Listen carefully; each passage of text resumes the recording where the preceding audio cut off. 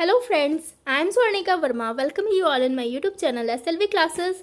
Guys, today we are going to learn some MCQs based on research methodology for PhD entrance and NTA UGC NET JRF. Guys इस video में हम बात करेंगे research methodology के कुछ MCQs के बारे में, ओके। और यहाँ पर 1000 क्वेश्चंस के कुछ पार्ट्स कराए गए हैं और पार्ट बाय पार्ट मैं वीडियो अपलोड करूँगी और सारे लिंक्स आपको डिस्क्रिप्शन बॉक्स में गिवन है। तो अगर आप पूरे वीडियोस देखना चाहते हैं, पूरे पार्ट को आप देखना चाहते हैं, तो किसी भी वीडियो के डिस्क्रिप्शन बॉक्स में जाके सारे लिंक्स को देख सकते हैं। तो आपको 1000 क्वेश्चन के सीरीज़ पूरे मिल जाएंगे, okay guys. And if you like my video, अगर गाइज आपको मेरी वीडियोस पसंद आती है तो आप उसे लाइक करें, शेयर करें एंड सब्सक्राइब करना ना भूलें। नाउ गाइज आज का क्वेश्चन देखिए 991। A research problem is feasible only when. तो यहाँ पे बात हो रही है कि जो रिसर्च प्रॉब्लम है वो फिजिबल कब होता है।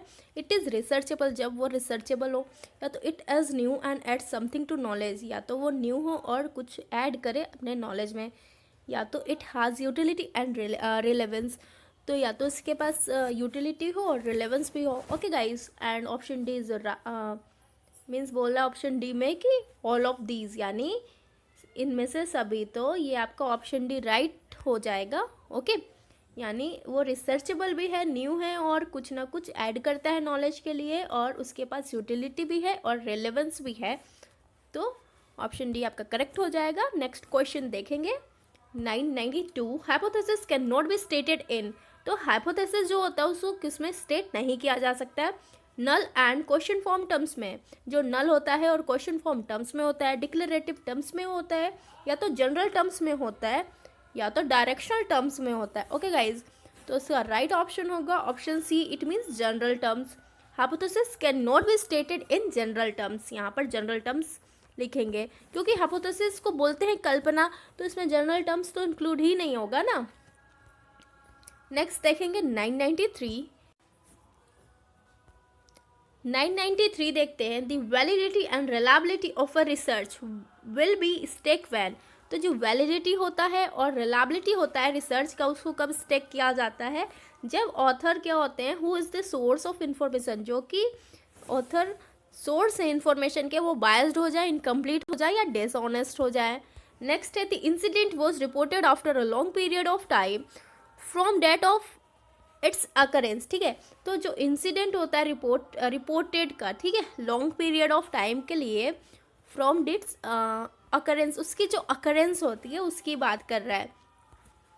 The researcher himself is not competent enough to draw logical conclusion. या तो जो रिसर्चर होता है खुद कॉम्पिटेंट नहीं कर सकता है लॉजिकल कंक्लूजन को ड्रॉ करने के लिए, या तो option D all of these. ठीक है, तो इसका होगा right answer all of the above. यानी जो ऑथर होते हैं वो सोर्स होते हैं इन्फॉर्मेशन के, वो बायस्ड हो जाते हैं, इनकॉम्पिटेंट हो जाते हैं, डिसऑनेस्ट हो जाते हैं। और यहाँ पर उसकी जो अकरेंस वगैरह होती है वो होता है क्या, यहाँ पे उसकी बात कर रहा है, ठीक है। और ऑप्शन सी में बात कर रहा है कि नॉट कॉम्पिटेंट, लॉजिकल कंक्लूजन ही नहीं यहाँ पे ड्रॉ होगा। तो ऑप्शन डी आपका राइट हो जाएगा। नेक्स्ट देखेंगे 994। After a researcher has stated the specific problem to be studies in the experiment, he must then develop a dash. तो यहाँ पे बात हो रही है कि एक रिसर्चर है जो स्टेट कर रहा है एक स्पेसिफिक प्रॉब्लम को, ठीक है, उसने स्टडी किया एक एक्सपेरिमेंट को, तो उसको क्या डेवलप करना चाहिए, थियोरी को, कंक्लूजन को, हाइपोथेसिस को, या समरी ऑफ द डाटा को। तो फिर से देखिए यहाँ पे लिख रहा है ना कि एक रिसर्चर है जिसने एक स्पेसिफिक प्रॉब्लम को स्टेट किया है और उसने एक एक्सपेरिमेंट किया है, तो उसको क्या डेवलप करना चाहिए, उसको डेवलप करना चाहिए हाइपोथेसिस को, ओके गाइस। तो option C is the right answer. 995 research hypothesis are dash. तो यहाँ पे बात हो रही है कि जो रिसर्च हाइपोथेसिस होता है वो क्या होता है, formulated prior from review of the literature. Formulate हो जाएगा पहले, लिटरेचर रिव्यू के पहले ही, okay. Statement of predicted relationship between variables. या तो यहाँ पे बात हो रही है कि जो वेरिएबल्स के बीच में जो रिलेशनशिप होता है उसको प्रिडिक्ट करना, उसके स्टेटमेंट को, ओके। नेक्स्ट है stated such that they can be confirmed और reputed.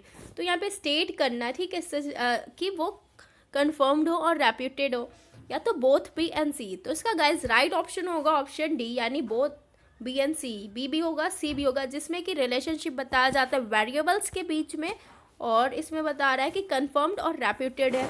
Okay, I hope guys आप लोगों को समझ में आ रहा होगा। इन केस कोई भी डाउट है, कोई भी कंफ्यूजन है, तो प्लीज कमेंट सेक्शन में मुझसे पूछिए।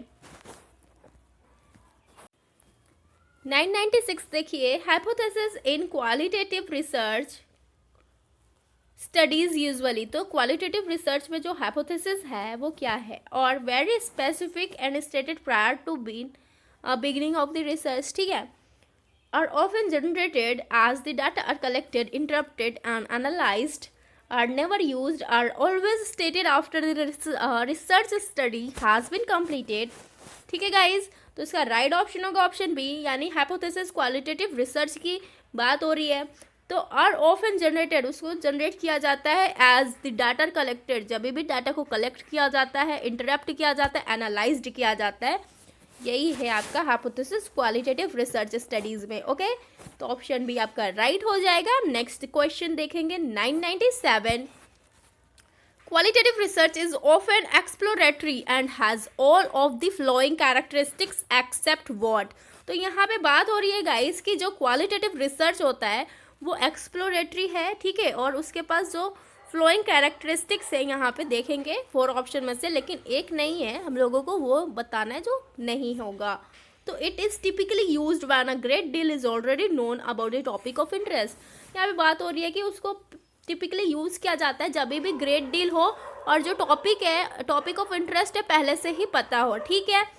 अब यहाँ पे it relies on the collection of non numeric data, यहाँ पे बात हो रही है नॉन न्यूमेरिक डाटा की, और यहाँ पे बात हो रही है क्वालिटेटिव रिसर्च की। तो ये आपका कैरेक्टरिस्टिक्स है, क्योंकि क्वांटिटेटिव जब भी बोलता है तो वो न्यूमेरिक हो जाता है क्योंकि उसमें क्वांटिटी बताया जाता है, लेकिन यहाँ पे बात हो रही है क्वालिटेटिव की। तो क्वालिटेटिव रिसर्च जब भी आएगा तो वो नॉन न्यूमेरिक डाटा से रिलेट करेगा। ओके, तो ये कैरेक्टरिस्टिक्स ऑप्शन बी हो गया।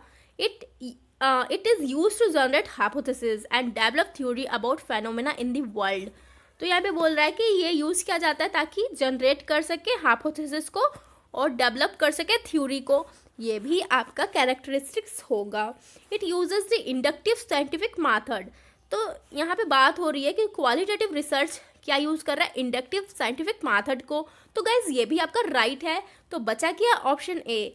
तो ऑप्शन ए जो है आपका कैरेक्टरिस्टिक्स नहीं है, ठीक है, क्वालिटेटिव रिसर्च में, ठीक है, option A is the right answer. Next देखेंगे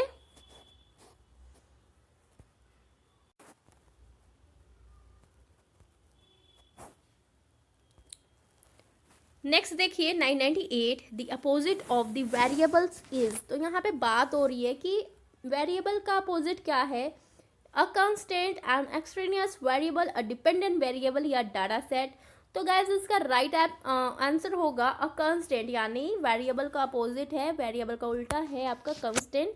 option A is the right answer. Next देखेंगे 999, a variable that is presumed to cause a change in another variable is called as dash।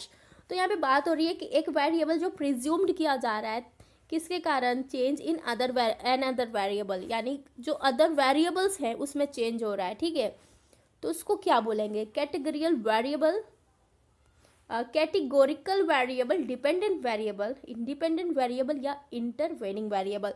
बहुत ही easy question है। यहाँ पे बात हो रही है कि कौन सा वेरिएबल है जिसको कि चेंज करेंगे तो दूसरा जो अदर वेरिएबल है उसमें भी चेंज हो जाएगा।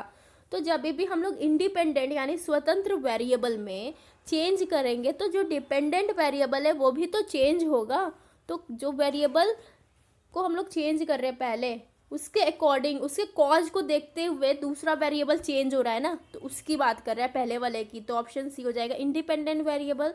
इसका एक एग्जाम्पल मैं फिर से बताऊंगी। प्राइस है, ठीक है, प्राइस ऑफ द कमोडिटी यानी किसी भी प्रोडक्ट का प्राइस है, और डिमांड है। जब भी प्राइस इंक्रीज करेगा, इंक्रीज ऐसे होता है, ठीक है, तो डिमांड क्या होगा, डिक्रीज करेगा। क्यों? क्योंकि कोई भी क्रीम है, कोई भी कॉस्मेटिक्स के सामान है या तो कुछ भी है जो महंगा हो गया है, तो डिमांड क्या होता है, कम हो जाता है उसके रिगार्डिंग। लेकिन जैसे ही सेल लगता है प्राइस डाउन हो जाता है, डिमांड अचानक से क्या होता है, बढ़ने लगता है। तो ठीक है, तो इसमें प्राइस आपका क्या हो गया आपका इंडिपेंडेंट वेरिएबल, ठीक है, क्योंकि उसमें वो बढ़ रहा है, तो क्या हो रहा है, जो सेकंड वेरिएबल है उसमें से चेंजिंग आ रही है ना, डिपेंडेंट वेरिएबल जो है, डिपेंडेंट वेरिएबल आपका डिमांड हो गया, ठीक है।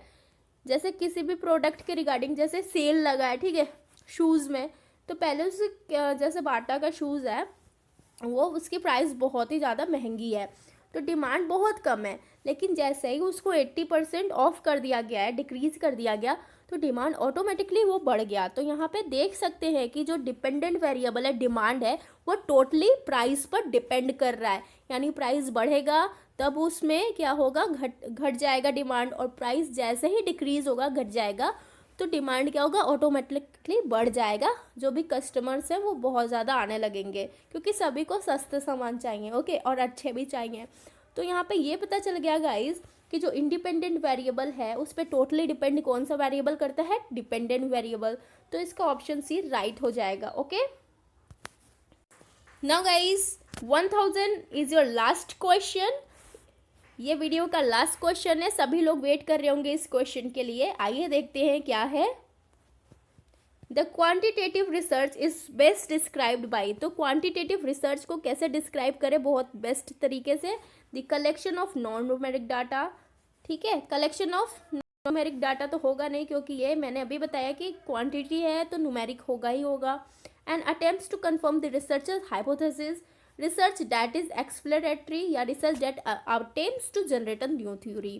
तो यहाँ पे बात हो रही है कि न्यू थ्योरी के लिए, और इसमें बोल रहा है कि जो एक्सप्लोरेटरी है, तो यहाँ पे ऑप्शन बी देखिए, and attempts to confirm the researcher's hypothesis, तो जो रिसर्चर्स की हाइपोथेसिस होती है उसको कंफर्म करना, ये बेस्ट डिस्क्राइब कर रहा है क्वांटिटेटिव रिसर्च को, ओके गाइस। तो option B is your right answer. Guys ये रहा वीडियो का लास्ट क्वेश्चन। अगर आपको 1000 पूरे के पूरे देखने हैं पार्ट 1 से, तो आप किसी भी वीडियो के डिस्क्रिप्शन बॉक्स में जाके चेक कीजिए, सारे लिंक्स आपको मिल जाएंगे।